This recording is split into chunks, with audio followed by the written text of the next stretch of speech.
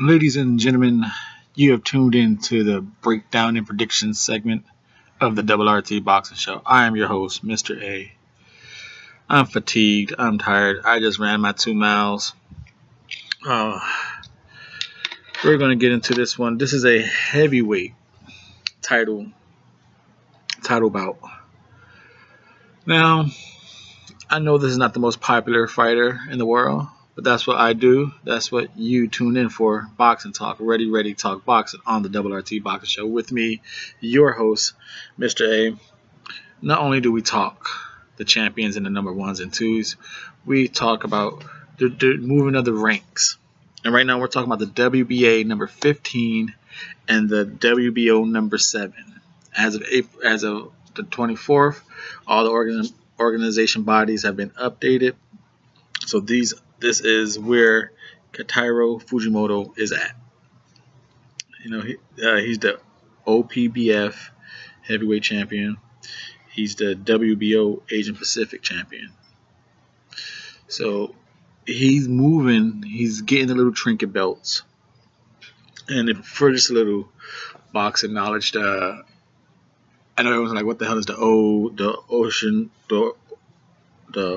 Oriental Pacific Boxing Federation? What is that?" Well, that's actually was around before the WBC.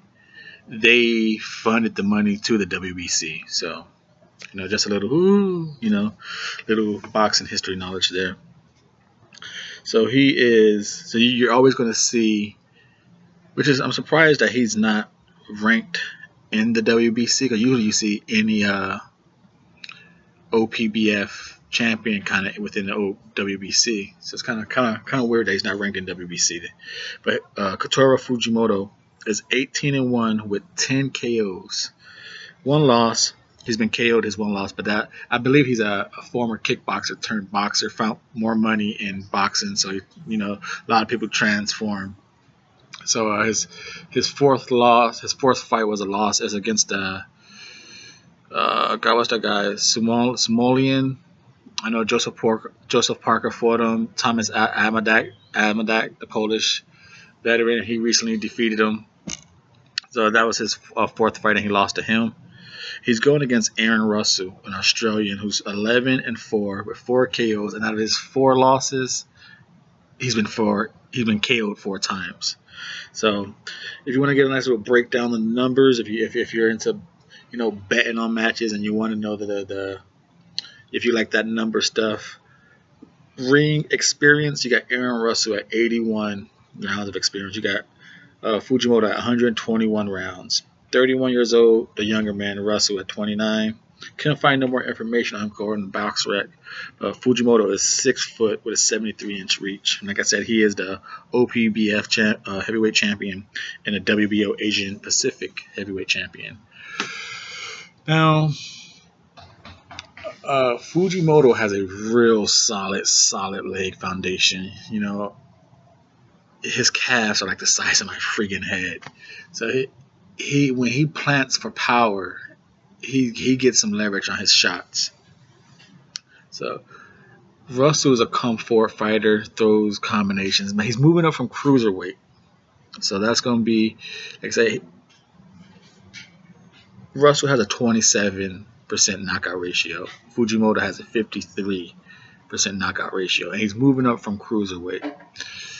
So that knockout ratio is probably going to get lower in this fight. I'm going to pick Fujimoto to knock Aaron Russell out. Aaron Russell, he's a come-forward fighter. He throws punches to his gas tank, exhausts to his E. And I just don't see him having the oomph in his punches to take Fujimoto out. Fujimoto plays the gap pretty well. He goes in and out. He does body jabs. He works the jab up and down. He does have a nice hook on him. He's like, this is just a moving on the rankings fight. I just see once Fujimoto feels that Russell has nothing to offer him, he's gonna walk him down, and I think he's just gonna jab himself in and just hook him.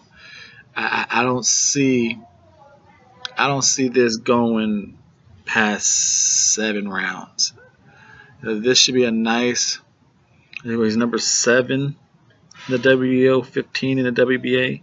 This should at least bump him up, perhaps like to 13 or 14 in the WBA, maybe 6 in the WBO. It shouldn't bump him up too much, but like I said, on the Double RT Boxing Show, on the Ready Talk Boxing, this is your show.